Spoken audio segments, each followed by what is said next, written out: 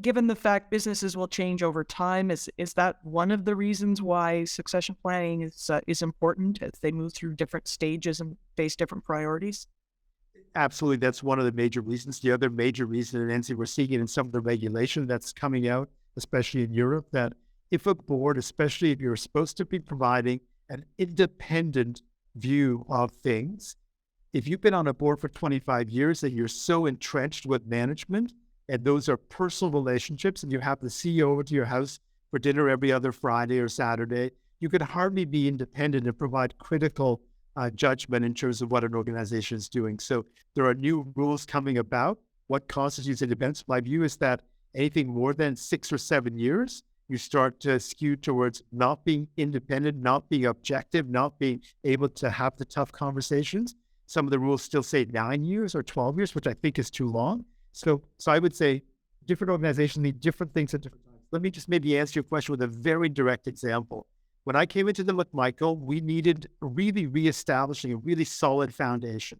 So that meant a new CEO. It meant financial stability where we were able to get more funding. It meant more leadership and staff. It meant changes in corporate culture. It meant really focusing on what we were good at and how to engage different audiences. And so we did all that strategic, financial, foundational work.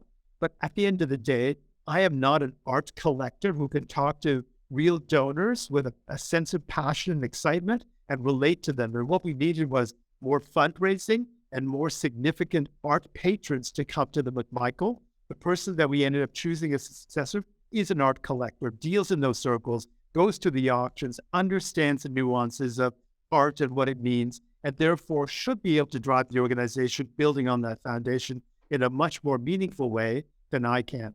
And so it comes back to a point that I'll probably refer to many, many times, is that we just have to think about our board role individually as being bigger than ourselves. We're there to serve the needs of an organization, not to serve ourselves, not to pad our resumes, not to get financial compensation, but to serve the needs of an organization in the best way possible. And sometimes the best way to serve is to step aside and allow people that have more talent, more capability, better suited to the needs of an organization to take the leadership reins and move forward from there.